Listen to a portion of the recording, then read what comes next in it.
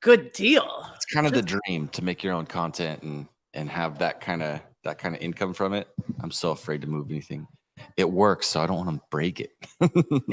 Yeah, exactly. So I'll tell you where we're at right now. We're in Sherman Oaks, which is probably about 30 minutes away from the NFTLA event. And we're in this $25 million mansion with 4 stories and a pool and all this, but it's been raining like crazy in LA. So we're up in the hills. It's crazy out here. I mean, it's awesome, but everything was so weird vibes yesterday at the actual convention that it was kind of just like, why don't we just get out of here and go back to the house and kind of party it up, pizza party. So it was good. Good to come hang out here, and that's what it's going to be today too.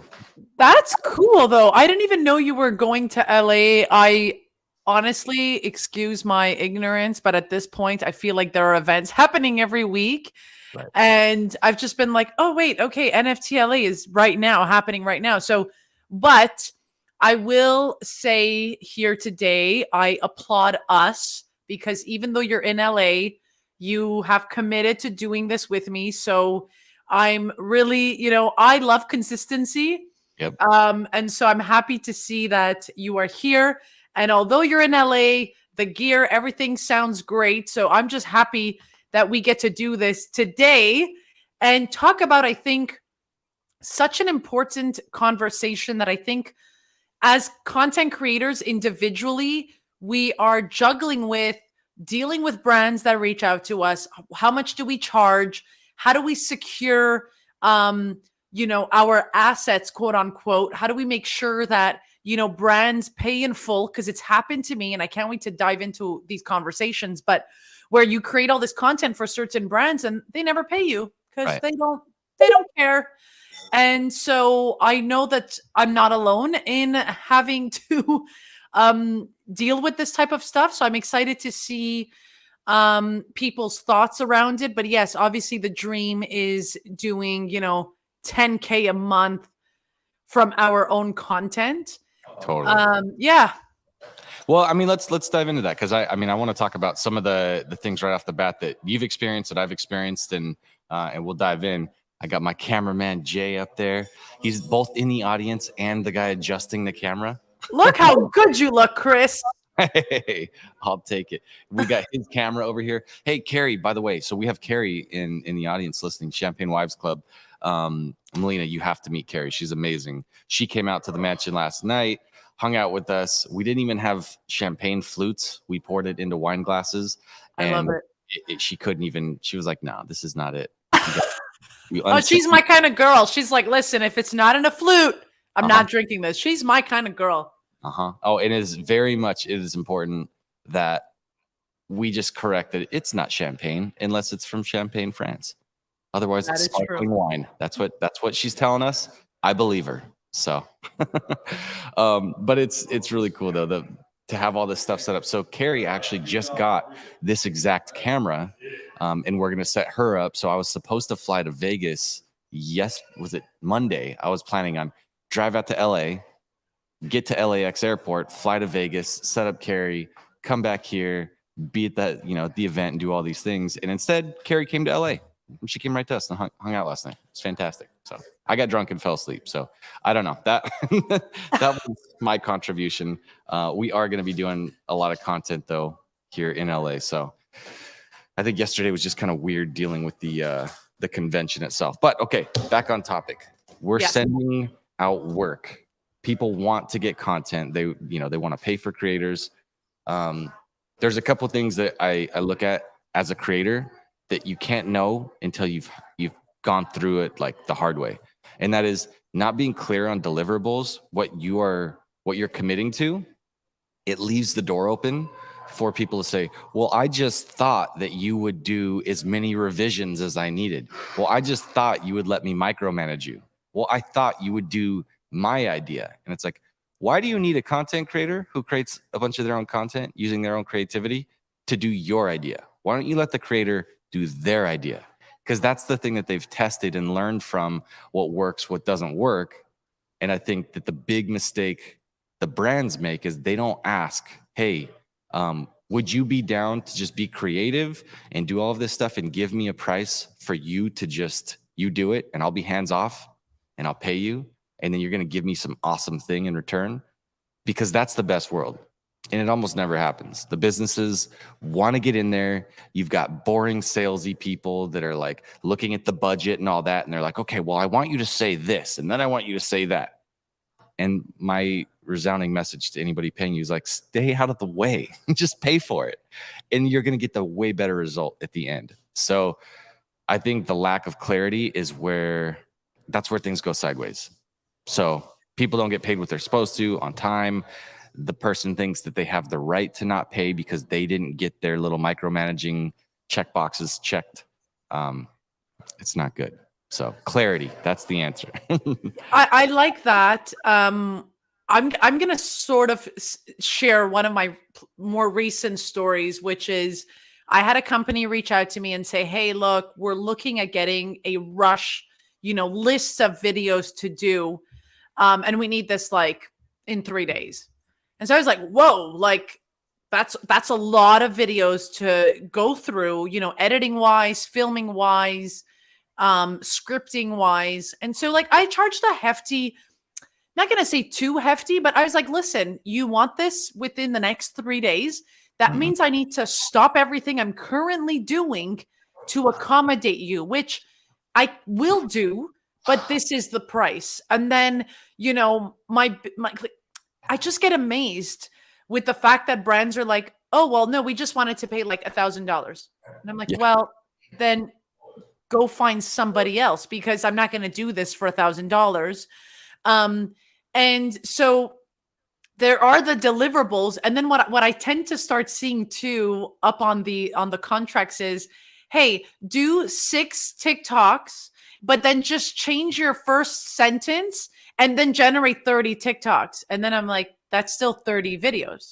Yeah, that's still my face being used 30 times. Yeah, and they're like, and then they try to claim, well, no, it's just like 6 videos, and then it takes you 5 minutes to just read the one-liner. I'm like, well, if it just took me 5 minutes, then you should just go do it. And that's where I think a lot of the content creators are feeling frustrated because yes, you're right.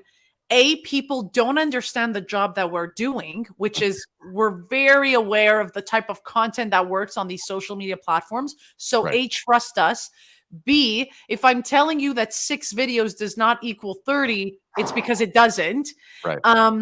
And then it's this whole concept of, like you said, right? They want to fix everything back again. And I always try to explain to businesses, listen, this is the script. Do you like it? Yes. Okay, now I will go record it, because if I go record it and then you tell me you don't like it and I got to go redo it and re-edit, that's more time. And this is what I've always told clients too, is that I don't tell, especially my editors, I don't tell them to go back and fix something. I say, do it differently on the next one.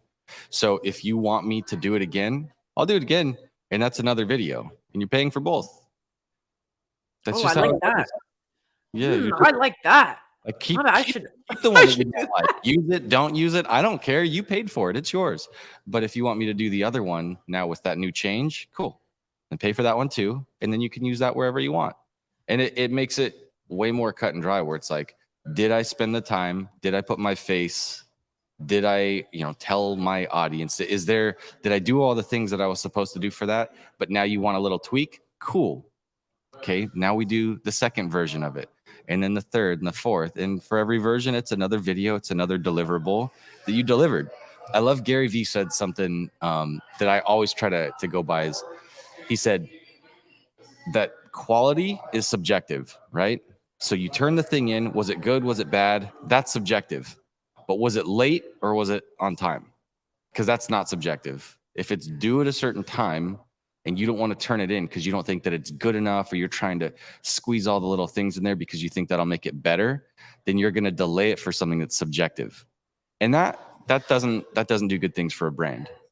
A brand is like, hey, we got the piece of content that we needed. We ran the ad. We did the thing that we were trying to do in the time frame that we were supposed to do. Could it have been better? 100% of every content could always have been a little bit better. So subjectively, it's kind of like, that doesn't matter. Just get it done, get it turned in. So if they want 30 videos in a certain time frame, as long as they know that they're paying for 30 individual videos, not 6, or, you know, the first sentence is changed. It's like, is my face in every video? Is my gear being used for every, you know, end piece of content? Because if so, then yeah, you got to pay for it. And you know, you bring up a good point. The fact that we're showing our faces and representing these brands, you know, we just saw it in the news, right? All these YouTube influencers who sort of talked about FTX as a platform now getting sued. I mean, these are things to consider. How would you go about, like, is there a price to pay for using someone's face? Yeah. So the way that I look at all this stuff is, if I look at content as, if you're a brand, especially in Web3, and you need to have your NFTs shown on a screen that's moving with some graphics and text, you can do that. You could just have music in the background. No human is really represented there. It's just text, right? But then you could have all of that same stuff and then a human voice. Well, that means I needed mic gear. I need to use the computer in a different way. I need to sound record. I need to clean it up. I need to do all these things that I have a skill for. And I have the voice. So if it's my voice, you're not going to get it just because. You're going to pay for that, just like you would if you go buy a new car at the dealership and they have a cool option. You don't just get it because you want it, because it's available. You have to pay for it. So content with a voice is different than content without a voice. And there should be a different price, because now there's talent involved. And then the other part of that is my face in there? Because if it's not in there, then that's, you know, there's less to charge for. But if my face is in there, then it should be paid for. So I think we've got someone joining us. Yeah. First guest. What's up, my man? Hey, how's our volume? Can you even hear me? Because we haven't had anybody to test yet. Tushar? Yes. How do we sound? Are we clean? Can you hear us? Yes, I heard you guys, and I'm listening to you guys. All right. And I'm a fan of Girl in the World. So yes, fan moment. I love it. Thank you so much. Did you have a content question? Because I'd love to answer people who, you know, are either doing content or thinking about creating content for brands. Any questions you have? I have too many. Please, I'm always looking to ask questions. Let's go ahead. Please ask us. Chris, you are, I mean, yeah, like Chris is the host, so, you know, I have to ask him. You tell me, Chris, can I ask? Oh, please ask. Yeah, no, she's as much the host as me. She probably should have been the host of this, but I was like, no, let me set it up again. And then, of course, when I set it up, it never works. So now we got our boy Turbo in the house too. Is that mic even on, Turbo? Yeah. So ask away, my friend. When we talk about creating content for brands, so I've been into Web3 for a couple of months creating content for brands. Good amount of time, when I give an interesting idea to a brand, they just reject it, saying this is something new, something different. I'm like, but it is interesting. Audience will love it. Audience, so, you know, like, this is something which I personally feel from my perspective. There is not enough experimentation from content side in Web3 ecosystem. When we talk about video content, when we talk about audio content, even till some extent spaces, like there's a one structure which some folks with Bored Ape, Yard Club, NFT started, and everyone is just following that. And no company is ready to experiment. So it's hard to convince these brands to try something new. Any thoughts on that? Right. Well, and the other thing too, this is what I've seen a lot. It's harder to convince somebody to try an idea when you don't have any receipts to back it up. So a lot of people in this space are just learning content for the first time. And so they have an idea that they want to try, and they're trying to get somebody else to pay to let them try that idea. That's really hard to do. But you know, it's not hard to do to say, listen, this is what we did for this other company. When we did this, they sold, you know, $4 million worth of NFTs. Would you like to sell $4 million of NFTs? Because if you do, then we should do the same thing as they did. And by the way, if you make $4 million because of this thing, clearly that will justify the price that I'm telling you it's going to cost to do it. That's just the thing. And it makes a lot of sense for them, because it's, you know, do you want to sell this thing based on a framework that we've proven that works? Or do you want to pass on that idea?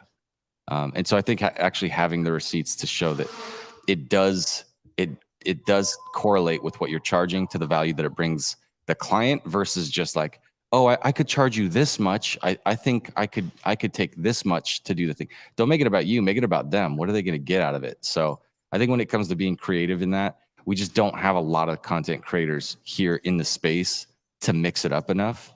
And so it's harder because there's less receipts to show. But go ahead, my man. Keep asking. Well, wait, I was going to say, I think what he's also trying to say is the fact that these brands are not even willing to test the market or the waters, which I'm also feeling that as well. It's still very much like what the first few TikToks we ever saw come out. Like, I feel like it takes brands years to get with the, hey, well, now it's all about, you know, putting on makeup and talking about something and storytelling, right? Like I see that on TikTok all the time, but brands will never want to try that. Right. They, you know, they don't want to try the newer ways of doing things. They're still back into the old shoes, old ways of doing things. And then you're right. It's also, you're juggling with their marketing teams and people who have no clue how social media works anyway, right? So yeah, but go on with the question because I want to make sure that we're answering here. Yeah, I mean, you know, before I go for another question, pure agreement. That's what I was talking about. They are not even willing to try out the water. Like for an example, in India, if a specific trend is going on, and if there's a way for your company to integrate this trend in content, I mean, it's a good way to reach to the new audience at the same time, like making the current audience enjoy your content even more because they feel like this company is part of our Gen Z ecosystem or the current trends which are happening in the industry. So that was a thought, but yes, thank you so much to share your perspectives. One more thing which I personally think many content creators face in Web3 ecosystem, good amount of time, they feel like I am a news reporter. Like every day, so many things are happening in Web3 ecosystem and people just creating content telling, okay, this happened, and this happened. They start to feel themselves, okay, am I just a news reporter who is reading out news for audience? Like, will this be counted in content on the first page? Like, you know, that self-doubt starts to happen, I personally think, for many creators to whom at least I have talked or I myself have experienced it. And then I'm like, okay, should I even share this news on the first place? What to do? Have you guys ever heard this thought experienced? Yeah, I'm sure Melina has. She's the best at doing the news content stuff. So yeah, I mean, yes. I also get asked, you know, hey, can you talk about my project in your content? Yeah, I mean, I think that also goes with and I'm dealing with that myself right now, is reevaluating what your values and vision is and how you choose to present yourself on social media. So that's something that I'm also working with right now because I don't want to be a news reporter. I do a crypto news update that is fun and entertaining, that sums up the week, but I definitely do not want to do like a daily, here's what happened, go buy XRP, you know, like I don't want to do that type of content either. So yeah, I could totally see how brands also think that maybe the way to go is like special announcement. But that also doesn't really work. Yeah. Right. And I mean, here's the thing. I look at it like this. As a content creator right now in this space, there's a couple things that you could do that are hugely important. Especially, I feel like if you're trying to be the one that's the face of the camera, like you do have to actually work really hard, be really talented, show up constantly and all that, right? Or you need to find somebody else who is showing up constantly and then find a way to help them because that will help the brands even more. So for example, there's a lot of really good Spaces hosts right now. If you're trying to make $10,000 a month in this space right now by just making content, editing, whatever, it makes way more sense to have 5 different clients that you're helping generate an extra 10 grand a month individually, and they're giving you 2,000 each. You got 5 clients, and now you're just chopping up a bunch of their content. They're hitting the marks. They're showing up in the spaces. They're doing all that consistency, and you've got that steady workflow.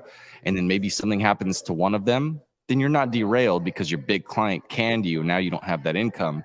Now maybe you're at, 3 of the 5. You're still making $6,000 a month just editing content, and you have some bandwidth to go look for more Spaces hosts and then point to what you've already done, what has worked, and you just iterate and build. And I think that's a lot more of a like diversified income stream than to try to be like, okay, I need to go out there and find one person to just cash me out big every month. Because if you do find that, great, that's amazing for as long as it lasts. And I've been on both sides of that. So, but go ahead, Tushar. Hands still up. Yeah, I mean, thank you so much to share the perspective, and I completely agree with that.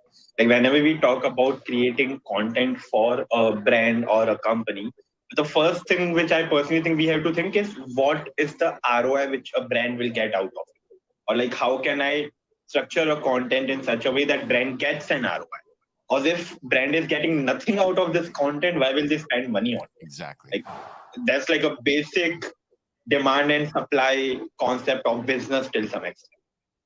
Yeah, no, you're right. But I guess before I ask my next question, I guess Turbo want to say something or add something because he raised his hand. By the way, Tushar, so he's running up and down the stairs, stomping as loud as he can so that you guys can hear him. What's up, Turbo? Yeah, thank you. I just wanted to be able to just bull rush in here. You know what I'm saying? No, what's up, everybody, man? Hey, I think listen to. Oh my God, he got rugged by John. Yeah, he got rugged. He's literally. I didn't realize he's sitting in the couch, like right over there. You could probably hear him through my mic and through his, but I don't know if it breaks your brain. It's okay. It's worth it. Okay, sorry about that. I'm gonna try to keep it down just a hair here. So essentially, what my thing is like when it comes to brands, right? Like, what's their real objective, right? Like sometimes, like it literally is just being front face of whatever, even if the messaging is not great, but just people continuing to see that. Where does that parallel and that bridge kind of connect? When we think about creating content as content creators, right, and just getting something out there. I mean, I know Chris, that's something you say all the time, right? Like just post the video. That's right. Well, so here's where I go with that, Turbo. I'm constantly juggling with, because you can get a brand that says, "Hey, I'm going to pay you $10,000 just to go do a bunch of videos and talk smack, and like we just want visibility." Okay, but you then have to consider that it is your face. You are the content creator, and in a weird way, you are sort of promoting it. Although, like, I know that in retrospect, we're getting paid for the work that we're doing, but sometimes too, I'm here with like my moral compass. Like, is that something I want to be a part of and make a quick 10K? Or will I say no to this because I really take pride in the partnerships I'm working with? So I juggle with that all the time, because I also don't want to just be creating content for everybody and anybody. So I don't know how you feel about that, but I know that right now that's something that I'm currently, dealing with, because it sounds great and the money's there, but what are the long-term effects of those videos that then again, they can continuously be posting and it's your face, your face, your face, your face. Yeah. No, most definitely. I really appreciate that. I was just gonna say, I think that it's like for us, getting to work with Chris, so closely has been amazing just because of like the power of content and how to put it together when you're thinking about those things. But really for, like for myself, where I get really tied up is in, really getting too far into like the beans when it's just like kind of keeping it simple when it comes to that messaging and that branding. That's true. The thing that a lot of us don't think about, especially in this space right now too, is in most of the world, like if you have a contract, especially a celebrity, like our friend Daniel Moncada, he could tell you it is very different in Hollywood than it is, with social media than it is in Web3, which is even kind of its own little sub niche of social media. But there's language in contracts that are the most important things. And from talking with a lot of the brand managers and different people like that, there's one word specifically that people have to watch out for in contracts, and it's perpetuity.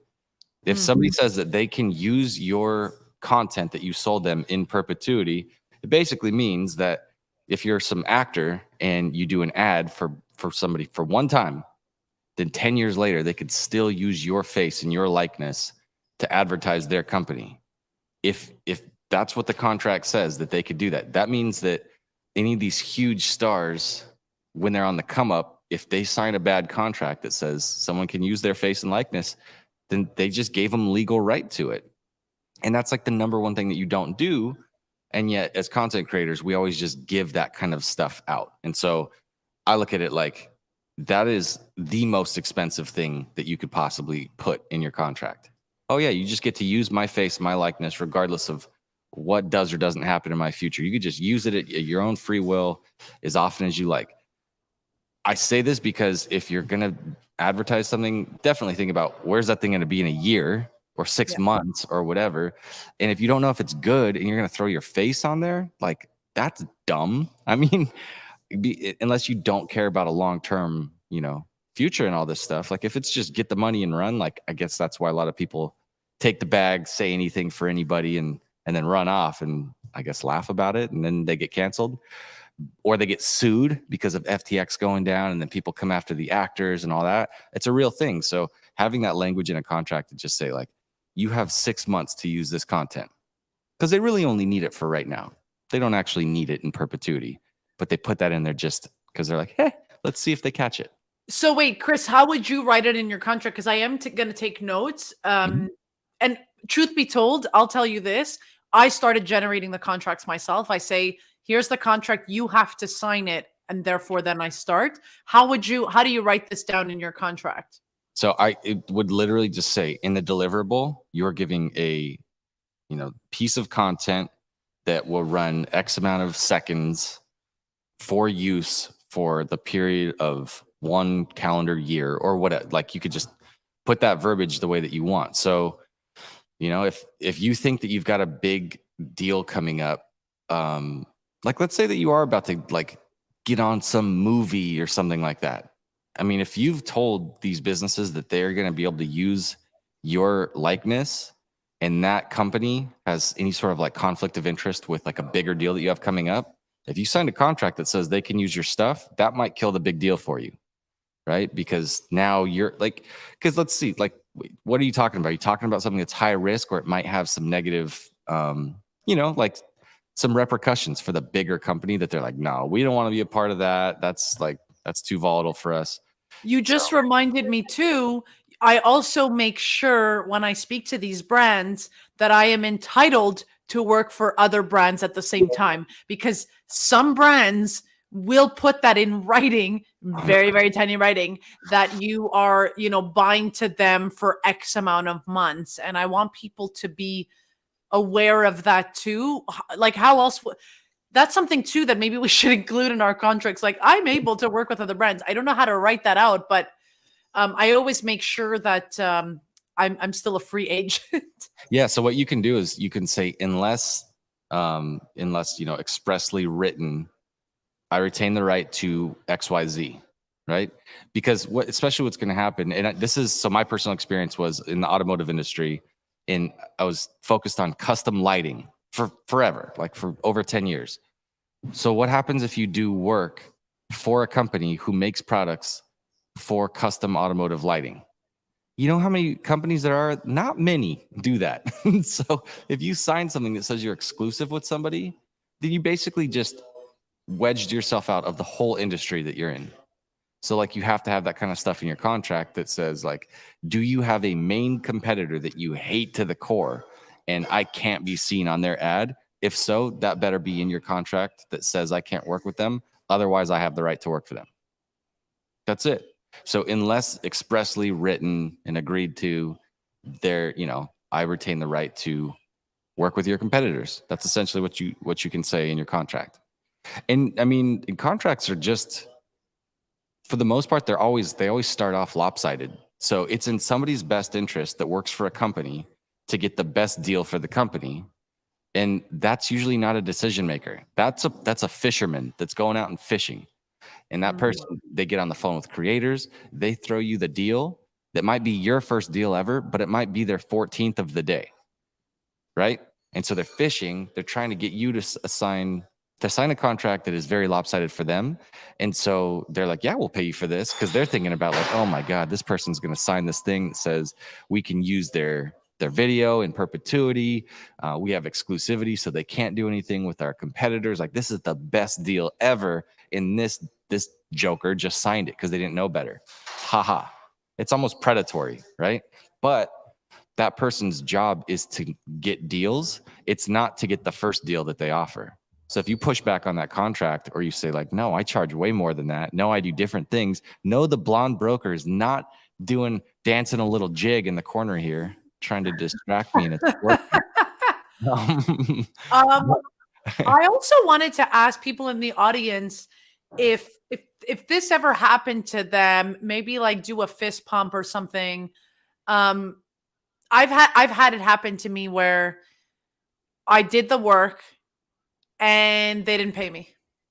I want to know if this has happened to people, because it's happened to me where I send the videos and they never pay me.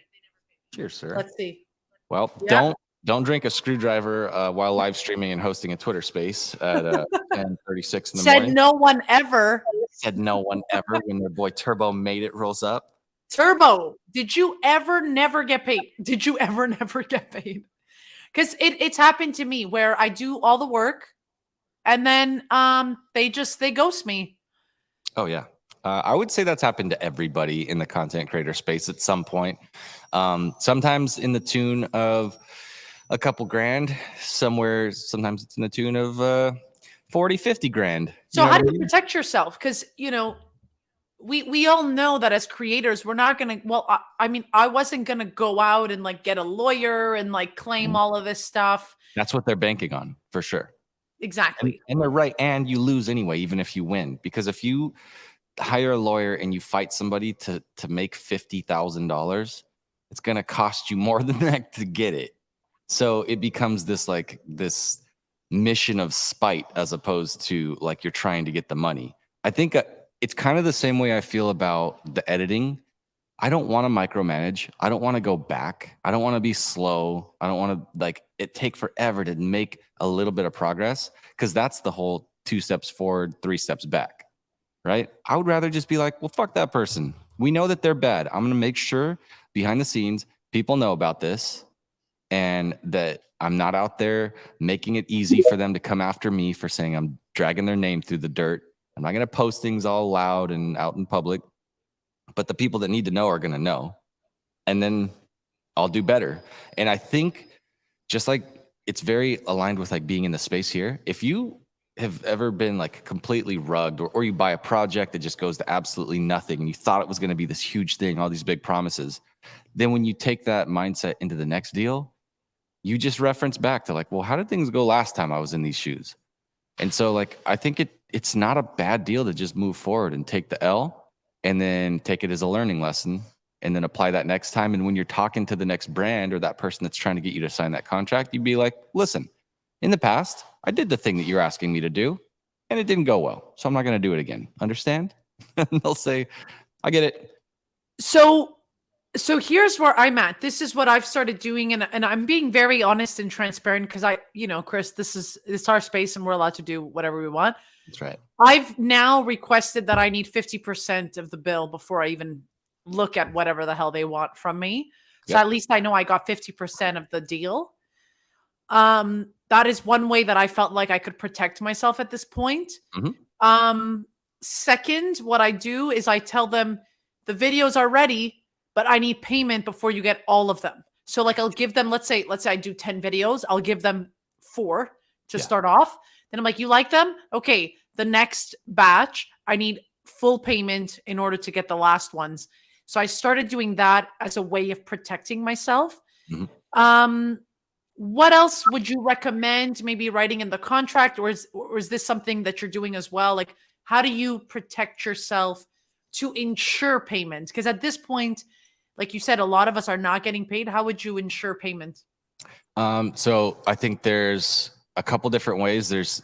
You can use incentives that are like positive, or you could use incentives that are fear-based, or like, if you don't do this by then, you'll have to pay more, right? But you could frame that differently, because that could be your actual setup. But you could say, if you pay on time, you pay less. And then it's in their best interest to pay less. But you're really saying the same thing, just nicer. You know what I mean? Like on one hand, you're like, if you're late, I'm charging you extra, dick. Right? But on the other side, you're like, hey, and just because I love to work with people that are serious, I want to reward that.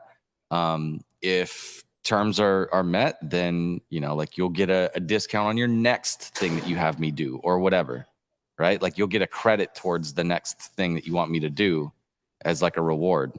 So now you're building future work for yourself.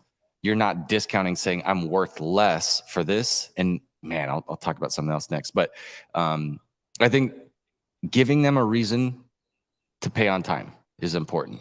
And for that matter, I think charging up front in whole worked great for me. Oh, damn. Okay, you're asking upfront the whole amount. It's called a retainer. It's like a lawyer. The lawyer's not like, oh, you're in legal trouble and you need representation and you need me to do the work first and then pay me. Cool. Yeah, I'll invest all my valuable time into you for a month. No, they don't do that. They say you pay me a retainer and then we work off that.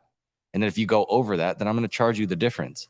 So if you set up something that says, you know, for a client, we're going to do X amount of team calls. We're going to do X amount of time together, back and forth, revisions, whatever you want to give them to make sure that they don't feel like you're just trying to take advantage, but you're also giving them the opportunity to be involved, but not too involved.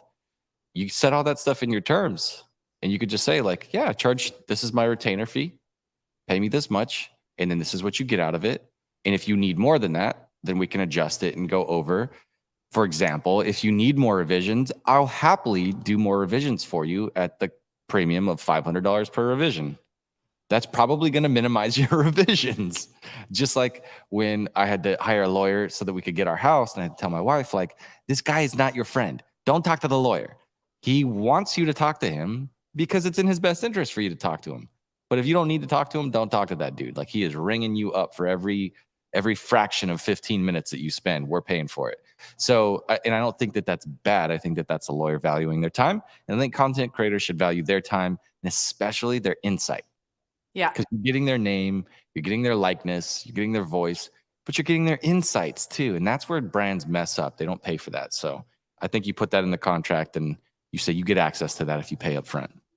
I love that. Turbo, you raised your hand.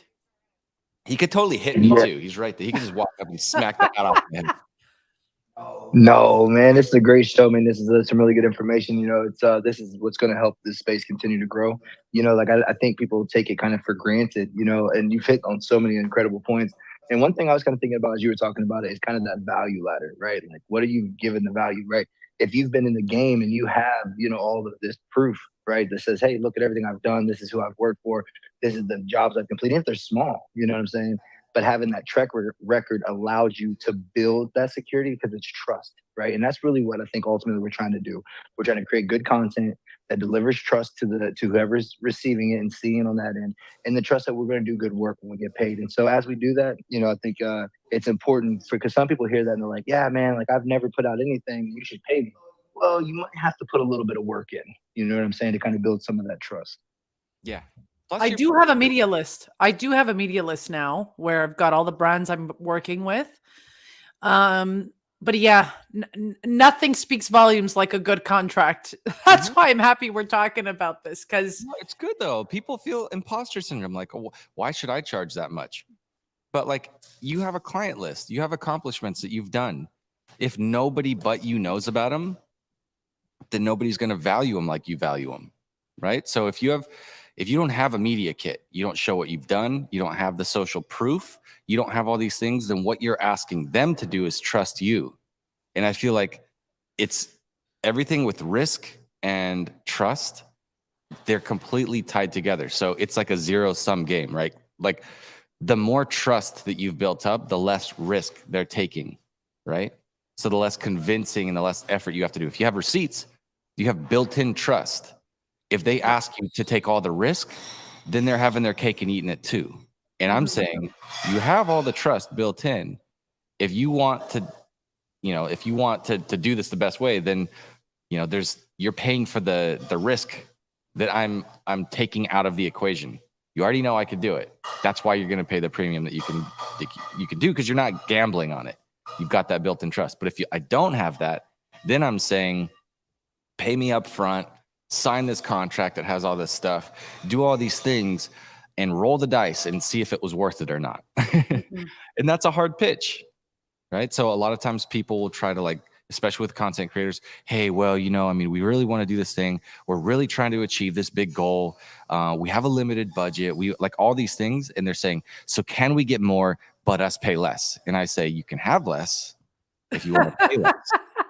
And if you want more, then you can pay more. And, you know, I can meet you where you're at, or not, or just say, like, listen, the bench where we're going to start off, our baseline is up here. And, you know, it's not a no, but it's a not right now.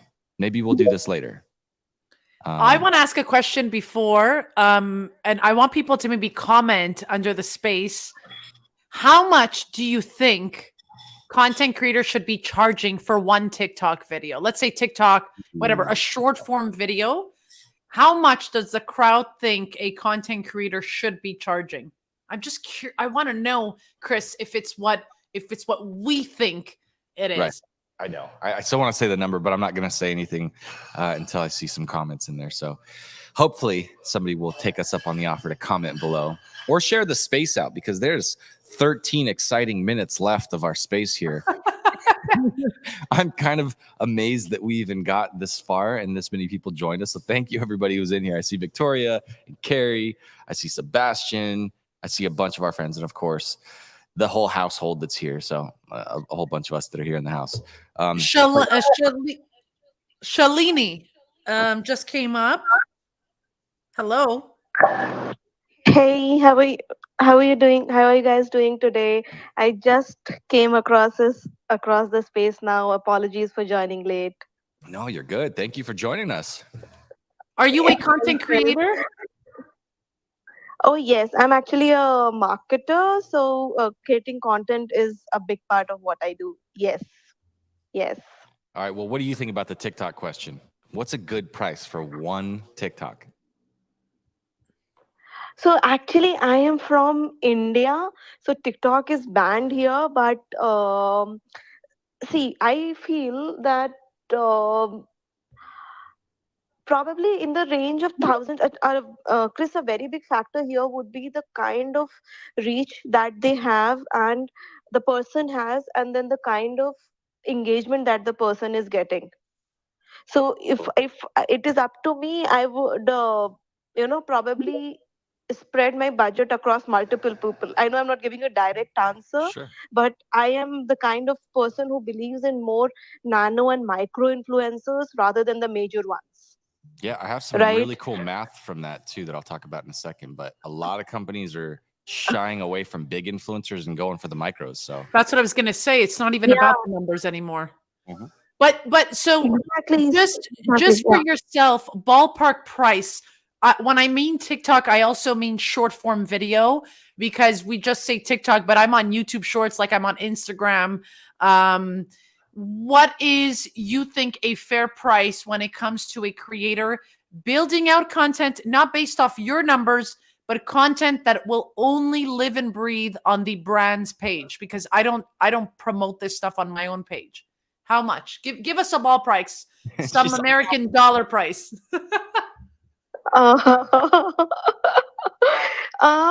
So I recently came across a video request for a video on YouTube, and the person asked for $10,000 for one 5-minute video. So I felt it was a bit on the exorbitant side, but given the fact that they had around 500K subscribers, probably 5 to 6K is something I would have paid for. It would be a much more accurate price as per me. And that's for a 5-minute video. Because see, if for a 5-minute video, or like, okay, not exactly 5, even for a 3 to 5 minute video. Whatever, but we're in the ballpark, Chris. So wait, I'm going to say my number. I'm going to say my number, Shalani. I'm going to say it. So this is what I decided I was to start charging. I was going around $7 to $8, even sometimes $900 US one TikTok, because, and I'm going to say it here, because it's not just about the number of seconds. It's about the script writing. It's about finding that hook. It's about having that call to action. It's about showing my face. It's about recording the video. It's about editing the video, getting the captions, getting the gifs, and go on and on. Yeah, it's multiple skill sets. It's saying, hey, how much would you pay 5 people to make one TikTok video? It's going to take 5 people to do it. I happen to be all 5 of those people.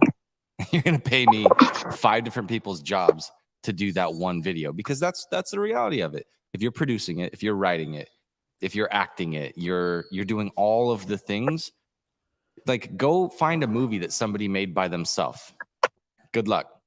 Like, you have to pay lots of people to do all these different roles. And if you're telling somebody, in one person, I can shoot, I can produce it, I can edit it, I'm a shredder, I do all the things. Pay me, save money, and then let's keep doing this. But yeah, I love those numbers though. So imagine how many. I heard Burden is an 18-year-old dude that should have been out here in LA, but had some bad stuff happen on at the border and couldn't come out. So we missed Burden this time, but he hangs out in the room with Leap every night here on crypto Twitter. And I heard him ask one time, he's like, hey, would it be enough to make like 10 videos a month to like be able to make like a living, making like 45-second videos, like 10 of those a month? Like, is that enough? And I was like, damn, poor kid. I was like, that's adorable. But like, no, not even remotely close. Are you going to make a living selling 10 TikTok videos a month? Because it sounds great. Like, oh yeah, but what if you make $800 each and then you do 10 of them? That's $8,000 a month. Like, that's pretty good. A lot of people would love to make $8,000 a month. But the reality is, like, you're going to have to make 100 videos a month if 10 of them are going to make you $800 each. You're going to be working a lot more than that. And it comes into packages and clients and all that stuff. Do you want to do business or do you want to make TikToks? Because that's a very separate question. Okay, I want to go to Immigrant Kiddo. Hello, Antares. Hi, and I think someone else had their hand raised up. I'm happy to talk, but I just... Oh, damn. I'm sorry. We should have also mentioned, Chris, we were on video. I'm like, I keep going back to my phone so it's hidden. But whoever wishes to speak first, go ahead. Yeah, I mean, I just want to say I was in the ballpark from $500 to $1,000. So let's go. But yeah, but Immigrant, you can go. Well, hello and hi, friend. What an awesome topic. I love talking about money and salaries and stuff. For me, I have an interesting perspective because I come from, and I think you do too, I work as a producer editor in television. So our rates, like, there's a standard, there's a range, but there's a rate for like an editor, a producer. And because most of us are freelance, or I guess you're either freelance or you're union, but the range. And sorry, I had a call coming in. And so there's like, it doesn't matter, like, to me, whether it's going on TikTok or on TV, like, there's things take time, right? Like, you're talking about writing, you have to write, you have to produce, and then if you're the talent, then you're talent, and then you have to edit it and deliver it and address notes, add captions, and all of that takes time. So I look at it as like, this is my day rate, and this is how much I'm going to charge per, and I break it down by like line item, right? Like, so if this requires a writer, then I'm the writer. And then I'm charging, what would a writer charge for, like, what is this, a day of work, or is it a flat rate? And then if you're like producing it, that requires pre-production, like, do I need props? What's the rate for that? Am I investing in that? Specifically for brands too, like, I think the medium doesn't matter. I think where it gets more expensive is like, if you have a television commercial, then you have a bigger crew and then bigger cameras and different specs, like delivery specs. But to me, at the end of the day, like, content is content and it takes time and it should be paid accordingly. Like, we don't, when it comes to like a lawyer, you're saying, or an accountant, like, their fees are their fees because they know how much something takes. I think it's interesting that there's like, well, is this really going to take you this long? Or it's work, it's a profession, it's a career, and it takes time. And if you're bringing your creativity, how do you price creativity, right? How do you price like being funny? How do you price being clever? So a lot of different things here. But I think for me, I just go with my rate. Doesn't matter if I'm here or somewhere else. Like I go with my day rate because that is my ability, and also it's a decade of being in the television industry and creating content and telling stories and knowing how to do it efficiently. I love that. That's I couldn't agree more. Oh my God. And if for the room too, if there's actually some pretty cool YouTube videos specifically for editors.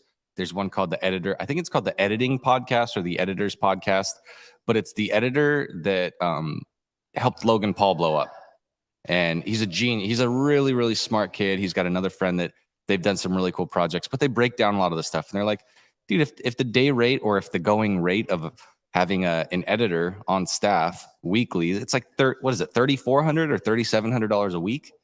And so, Wow. you're looking at like, it can range between like 3 to like 5. yeah. So like, imagine if you're making $3,000 to $5,000 a month doing a job, and then somebody says, I want you to do that same job for me, but because I'm going to use the end result differently from the last person that you worked with, I'm going to pay you less. Like, what? No, it doesn't matter. That's not how it works. If you want the person to do their job because they're good at it, then you got to pay them what they charge for doing that job. It's not fun to hear if you're a brand, but it's like, oh, well, other people will do it for less. And I'm like, cool. Those other people are idiots.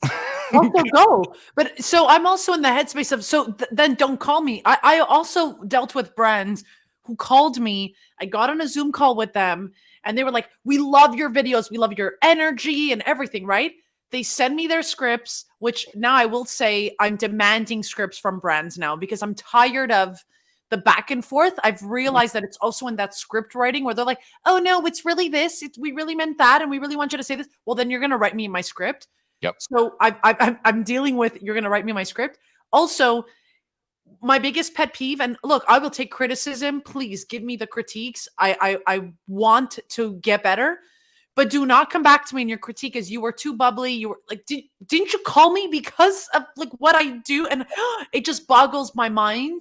Mhm. But back to what immigrant daughter was saying, and it's so true. I think it's so hard right now to put a price on creativity. And at times we are vulnerable because it is our art. It's our way of expressing ourselves.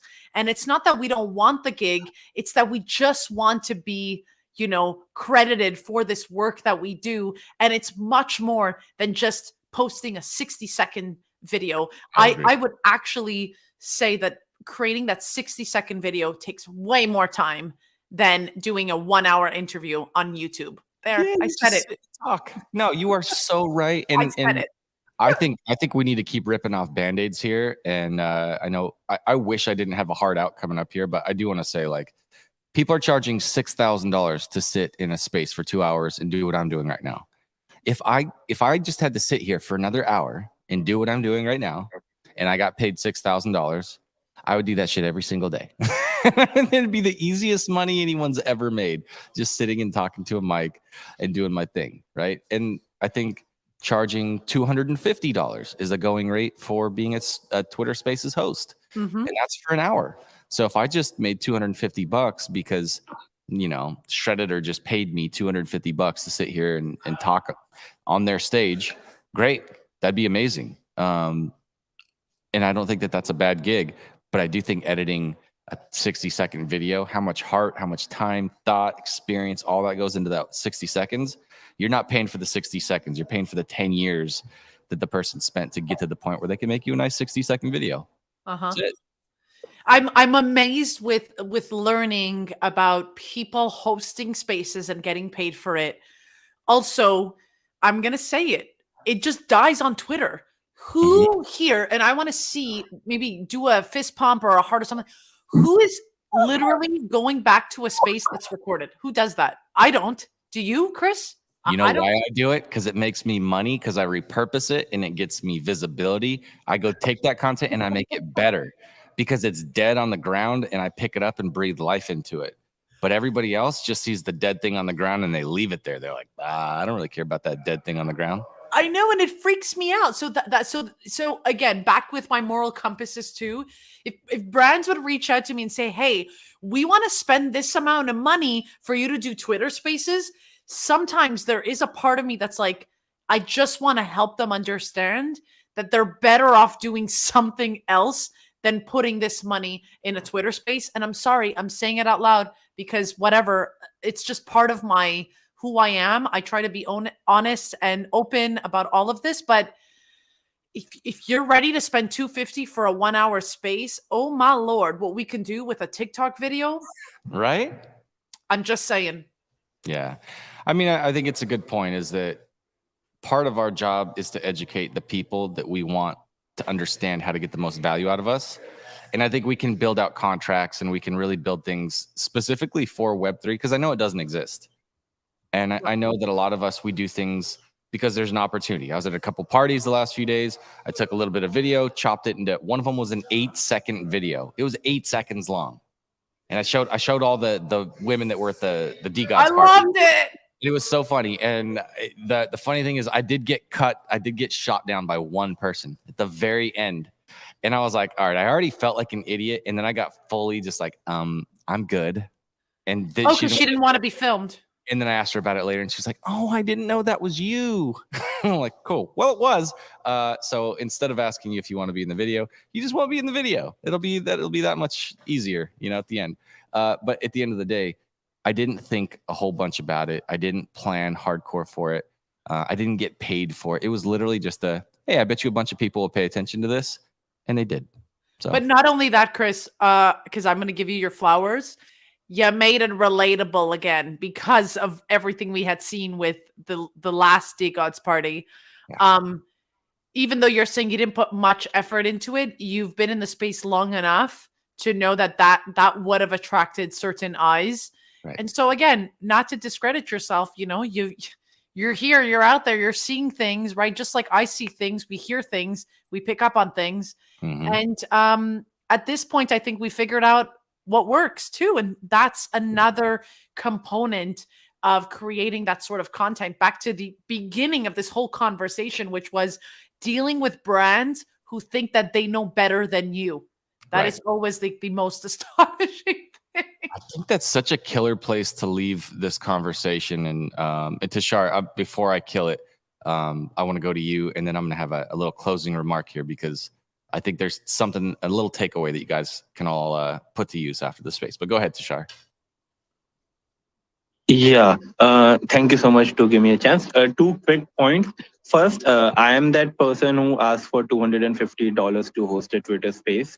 And I understand from where you are coming, like Girl in the Verse, that why $250 should not be spent on the space. But whenever a brand comes to me, what I personally do is that I sit with them and I try to have a conversation to understand why do they even want to host a space. And if there are strong reasoning and a good ROI for them by hosting a space, then I don't stop them and I don't tell them, instead of hosting a space, we can spend this money somewhere else.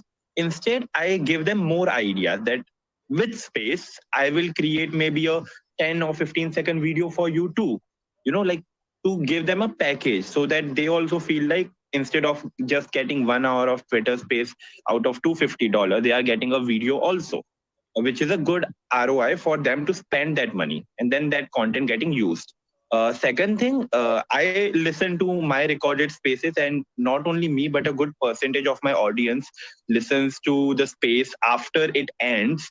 These are those people who are either unable to attend the space or those folks who want to listen to it as a cold noise or as a podcast, whatever. But there are people who listen to recorded spaces a lot. And third point, which I wanted to just quickly mention, I completely agree with you. Me being in the content space for the last 3 to 4 years, not in Web3, but in Web2 majorly, I know a couple of things which I know will surely work. And that understanding in itself is the experience for which majority of the time creators ask for more money. For example, Chris knows, okay, I will take these shots. These are some shots which will get the viewership, people would like to see this thing. And this is something which experience only tells a creator. A new creator won't understand, okay, why am I recording like this or that, for an example. So yeah, that's it. Thank you so much, Chris. Good points. Hey, and please come back because we're going to be doing these spaces once a week. I try to do at least 2 different hosts spaces every week. But I'm just lucky that I got Melina here to steal an hour or two, or maybe we'll do a marathon space one day if I can convince her. She's gonna get married. Like I feel like she's gonna get way out of here. She's just gonna away, and I'll be like, "Remember me when you're famous, Melina?" And everybody is like, "I'm like, stop it." Do a space with you. It was awesome. No, this is awesome. And I will say this would, I want to make sure that I'm not bashing people who charge 250 at all. We were just comparing prices. Trust me, you do what you got to do. I'm also not in the headspace of trying to convince brands because that's just exhausting. If that's the route that they want to go with, you do it. You go with that route. And I totally agree with you.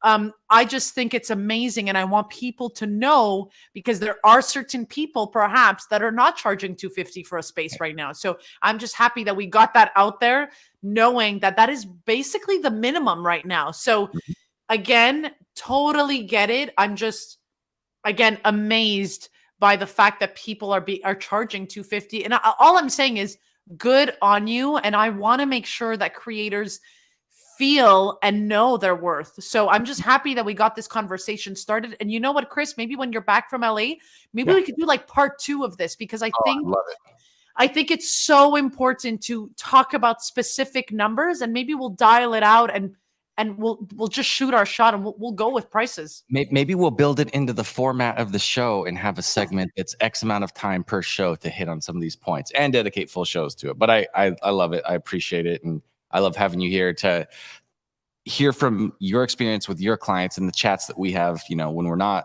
live on the space. Those are things that I want to make these things visible to other people, and then get to see what the contracts look like and get to hear what a lawyer looks at in the contracts and what they would say. And like, we'll bring that into this, because you just can't find that most places. And a lot of times people pay wallet and they say, just pay for my course and I'll show you all the things to do everything exactly the way I do things when you look and sound like I do. And that doesn't even help me most of the time. I will say this though, when it comes to, a lot of times what we're charging, sure, you get the experience. And, I think it's good to be able to charge what we're worth. And I know I had some super deep thoughts on that, which I'm going to have to make you wait until next time. Because now I know that I'm headed off.